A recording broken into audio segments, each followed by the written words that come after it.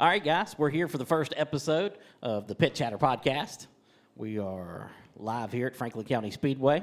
We're in the Trackside Eats concession stand located at the start-finish line on the outside underneath the scoring tower. I'm Langley Austin, promoter here at Franklin County Speedway. I'm also your host for this Pit Chatter Podcast.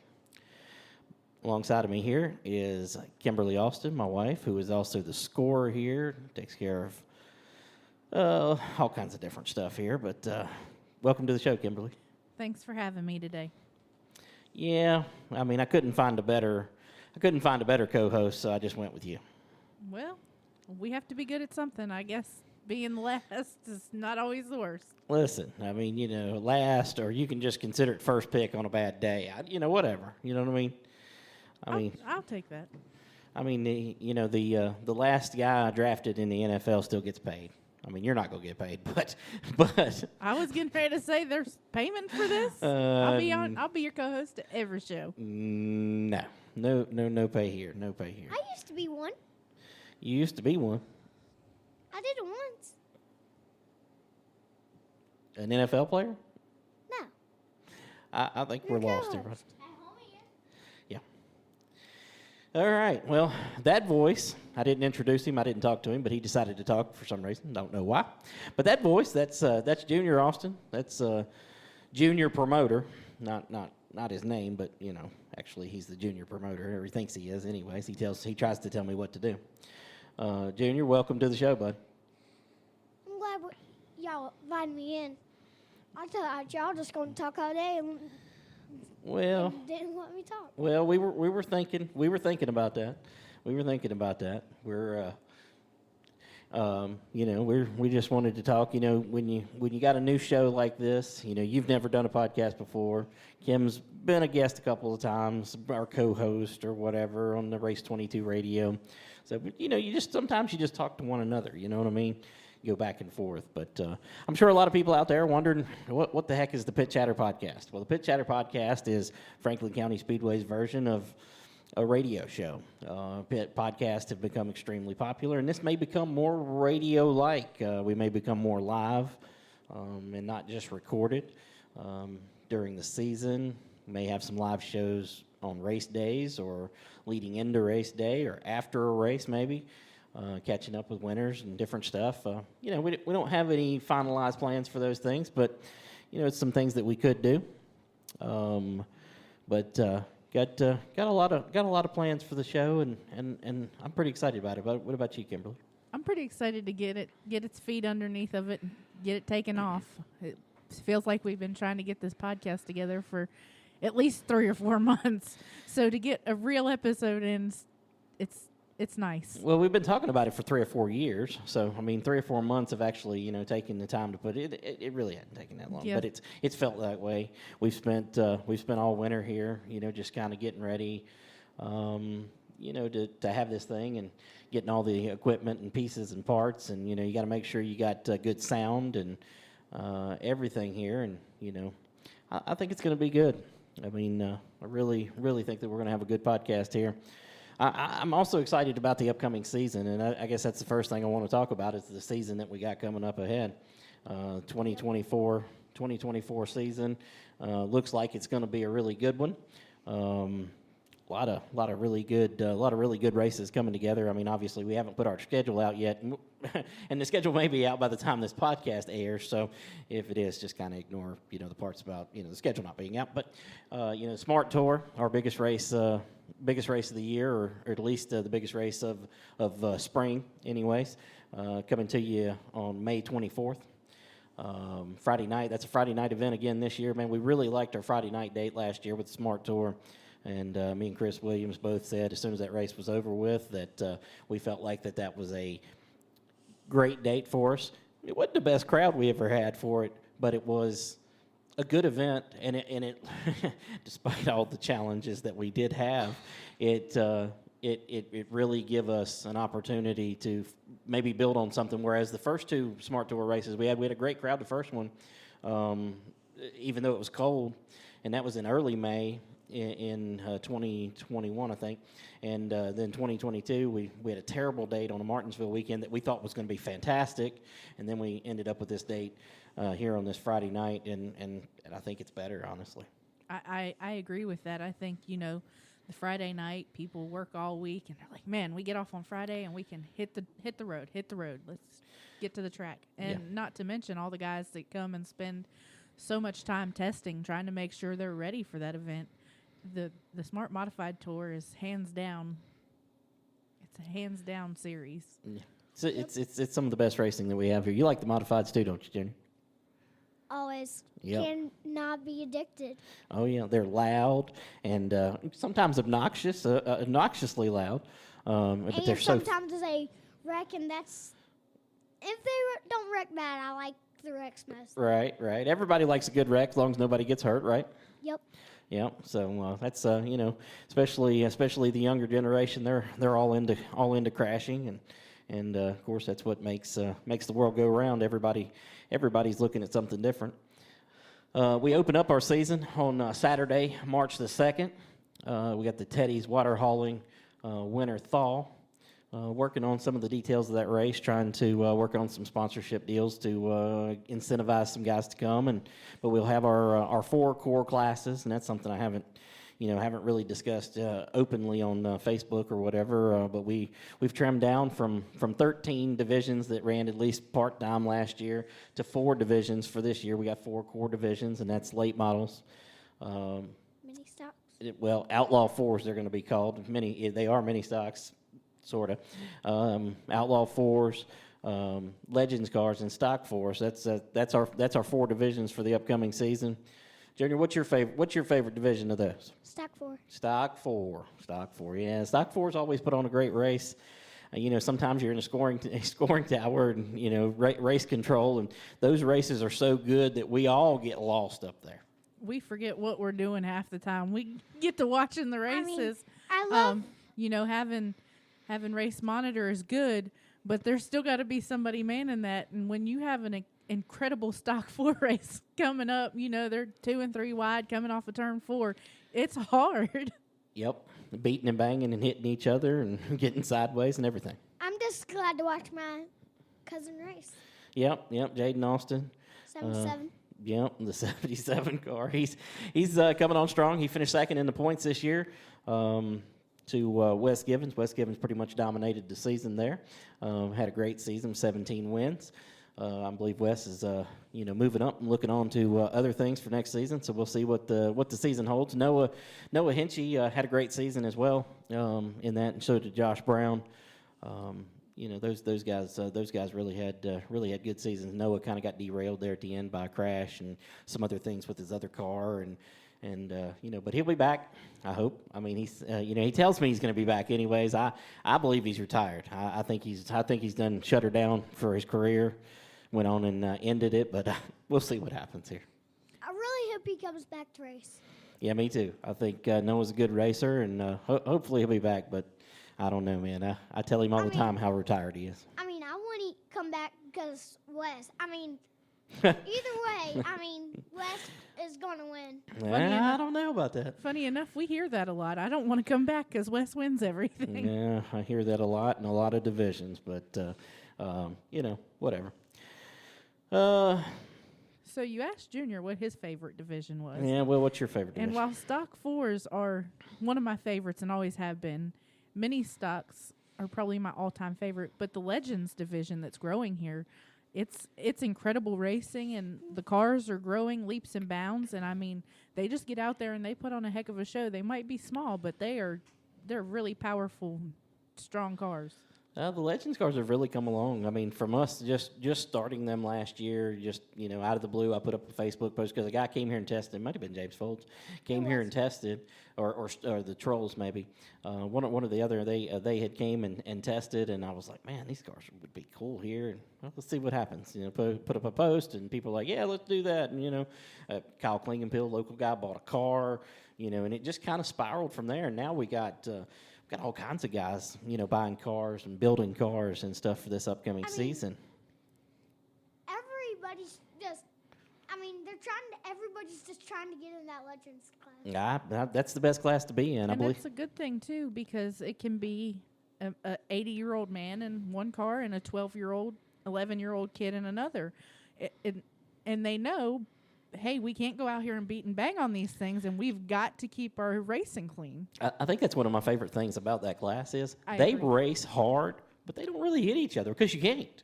I mean, Nathan Weed figured it out. You couldn't drive that like a late model. I don't know that he's completely figured it out yet, but Yeah. he's getting there. Yeah, he's definitely getting there. But that class is easily one of my favorites. I mean, to be honest with you, this core 4 is my 4 favorites. I mean, Absolutely. Other than street stocks, I'd love to add them into the mix. There just aren't enough of them. I mean, we tried a $1,000 to win race last year and had one car show up, so they showed us they were not interested in racing. So I'm not, going to spend my time, trying to chase that. But these 4 divisions, you need a big car division. The late models, that we have this year will serve as that, and I think they'll be a great division. We tried Super Street; it never worked. I don't know why. We threw money at it and everything else, and So it's one of those. It's one of those challenging things. The big car division has been a real challenge for us for the last couple of years, and I'm hoping that the way we've structured the rules, which the rules aren't out at the time I'm recording this, but the rules will be out before this podcast goes out. I think the way that we've structured the rules, everybody can race. Everybody should be able to be competitive with whatever they have. And we got some other things on the horizon that I'm not willing to talk about yet. That's coming up in the next week or so that may help us. But I'll share that, when it's time to share that. And the Outlaw 4 division, we call them Outlaw 4s.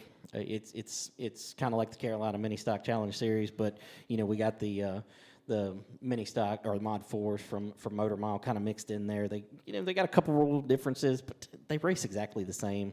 But I'm hoping like a guy like Jason Garwood. Who ran really good with us in the Outlaw 4. Didn't get to run all the time, but I'm hoping like a guy like that can get in that division. He did win a mini stock race with us this year. I'm hoping a guy like that can get in there and be really competitive with his front-wheel drive and show that these front-wheel drive guys can compete right there with them. I agree with that totally. I think mini stock, Mod 4, modified 4s, I think they have so many names, but I think that we're heading it in the right direction by sort of combining those and showing them that, hey, you can be competitive in this division. Yeah, I totally agree. I think that everything we've got for this upcoming season is exciting. I mean, the Legends car growth has just been crazy, and I mean, I talk to at least one person every week who's thinking about buying a Legends car. I mean, I talked to a guy earlier who's thinking about buying one. We've got a Legends car division sponsor coming on who just happened to buy a Legends car the other day. So we got a lot of good things going, and I did say we're cutting to those 4 core divisions. Some of Junior's favorite racing, the Any cars and the destruction and all the crazy stuff that we do. I mean, it's my favorite too. But now that the Legends car come around and that we're getting more and more every race, I'm starting to come. I still like Jaden's class and all. I still love them and everything, but I'm really liking the Legends. Hey, we all do, buddy. It's good. It's good for sure. But for the destruction races this upcoming year, we're going to kind of transition and go in a different direction. The Stock 6 division didn't work. I don't know why. Not at all. And I thought that division, along with the Crown Vic division, I thought both of those would take off, and they both just flourished. I mean, Three classes that I really thought would take off this past year that did not. Well, 4 really. I'll give you 4 divisions that did not take off that I thought would, or at least feel like they had some momentum. 602 modifieds. Yeah, we went from 5 to 4. And we were headed toward 3. And that was, and I know because we've ran them here. We ran them as Moonshine modifieds. I know they can be wonderful. It's just finding the guys that's around here that can race or feel like it's feasible to come and race with us. Yeah, right. I think the Smart Tour. It's stranglehold on modifieds really keeps that division from growing as much as it could, because a guy will get a 602 modified, and he'll just, I'm gonna go run tour races instead, and the Carolina crate mods have just not taken off the way that, I mean, if they ever just got lifted off, I think it would help elevate every track's 602 modified division, but you know, we That's haven't. why I think the legends are coming up and working, because they do have a specific set of rules that most places run, INEX sanctioning being Yep. what it is. But, you know, I think that the reason that they're growing so much is the upkeep on them. It's not like other cars. No. You don't have to take them apart every race and put them back together. You've got your Yep. what you're doing, and you don't. As long as you don't tear nothing up, there won't be much maintenance to that week. Yeah, I mean, I totally agree. I mean, I think that the Legends cars, the Legends cars works for a guy like Nathan Wheat. Nathan and Tim, and even Ryan sometimes when they can get him out of bed. They work hard. They're hardworking people, and they don't have time to go work on a race car 8 hours a night. You know what I mean? And for 5 hours a night or whatever it is every night of the week. Especially like them, you know, they're building foundations, they're building houses hand over foot, and they don't have that kind of time to sit in a race shop every weeknight. And Legends is kind of their niche. They don't have to do that. They can unload the car when they get here and work on it, or they work on it the day before. Or they can come test or whatever it is, and they don't have to spend all week. Like when they had a late model, he said, "We paying people to work on it, and we still can't get to the racetrack." You know. So it makes it the Legends car makes it easier. I want to transition though from that to the Destruction, talking about them. But we're gonna kind of any car will still be any car, but it'll be a little bit different. It's primarily going to be 4 cylinders this year. We're going to transition them to 4 cylinders. One reason is, you know, there's so many 4 cylinders. They're everywhere, and it gives a good feeder for the stock 4 division, and you know, guys can get a car if they don't get destroyed. You know, in that they could, you know, pop a cage in it and go stock 4 racing. And plus, you know, it's just like I said, there's just so many cars out there, so many opportunities. I look on Marketplace. I mean, you can buy Cavaliers and Hondas and everything all day long for under $1,000, and go just strip them and go racing. So I think that'll be great. We're still going to keep the Crown Vics and do like an 8-cylinder race with them and whatever else other 8-cylinder cars there are. And we're still going to do some 6-cylinder Enduros if we can get it built up. I don't know that the stock 6 name, whatever it is. You know, we're not doing points. None of the Destruction stuff counts for points. You know, all that stuff will be separate, just money races. I'm going to throw some big money at these 4-cylinder Enduros. I mean, you can win twice as much as you pay for a car, or 2 or 3 times as much, or 5 times as much, or whatever it is. And, you know, it'll be good. It'll be good for everybody, I think. And, you know, hopefully that'll work out good. And, you know, so we got everything going in that direction. Got the rules pretty much ironed out. Late model rules will be out before this comes out. Hopefully the Outlaw 4 rules will be out before this podcast comes out. We've got a couple just trying to iron out the language in those rules. There's nothing really changing. They're the same rules that we've not always, but that we've ran for the last 5 or 6 or 7 years. And you know, it encompasses the same cars, but it's just the language of the rules just has to be cleaned up a little bit to fit. Schedule will be out pretty soon. You know, one thing I wanted to talk about, and I got a list here, you know, people that I'd love to talk to for the podcast, you know, but I want to, you know, hear from people who listen, you know, about who you want to see on the podcast, who because we're going to add video, you know, to this, you know, so we can have everything. You know, I want to have a video version for YouTube, and I want to have, you know, have an audio version for Apple Podcast and Spotify and all those things, and you know, hopefully that'll get us out there to as many people as possible, and try to put it on Facebook, and you know, do some live shows and stuff like that. But you know, current racers or old racers, you know, who would you like to hear on the podcast, Junior? Jaden. You want to hear Jaden on the podcast? You're pretty biased there, bud. I don't really think Jaden's podcast material. Yeah. He's very quiet, Very shy. and reserved. He's the Mark Martin of Stock Force, man. He definitely is. He's everybody's buddy, and he's not going to wreck anybody. I mean, although you know, him and Wes, they are good friends, but they race each other extremely hard, and they may come to bump into one another at some point or another. But how about you, Kim? Who would you like to hear on the podcast? Well, me personally, I think we need to go to back where it started. Wilton Agee. Yeah, he's at the top of the list. You know, he's the one that got this place going, and then I think one of the next guests needs to be Whitey Taylor, because he had this place for so long.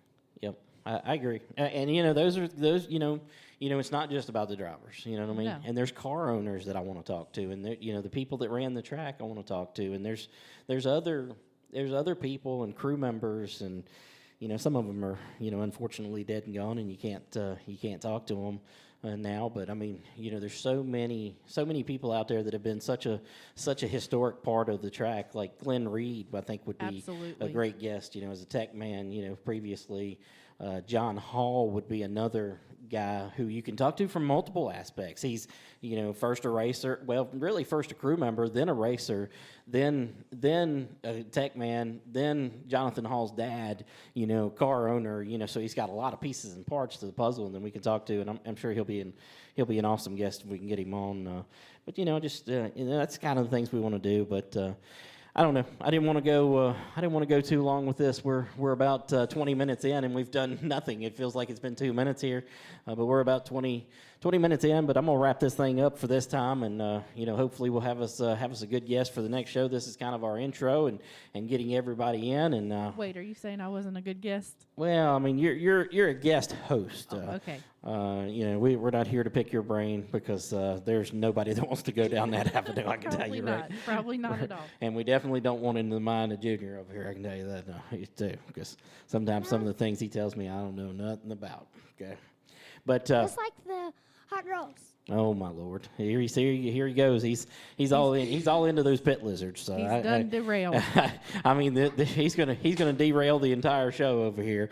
But really appreciate you guys joining me here today, and hopefully we'll have one or both of y'all on at different times. Junior, he's learning. We got to keep him from where he's not moving his mic, and you know, doing all those things and interrupting. But he's going to get better, and this is his first run here. This is a future announcer here, because he's got a motor mouth, and he lets that thing fly. And hopefully we just you know, clean it up, because he don't like to, you know, he likes to say things he probably shouldn't say, and you know, likes to talk about things he probably shouldn't talk about. But hopefully we'll get him dialed in, and he'll be back on another show. But appreciate everybody listening to the Pit Chatter podcast, and we'll be back next week with another show.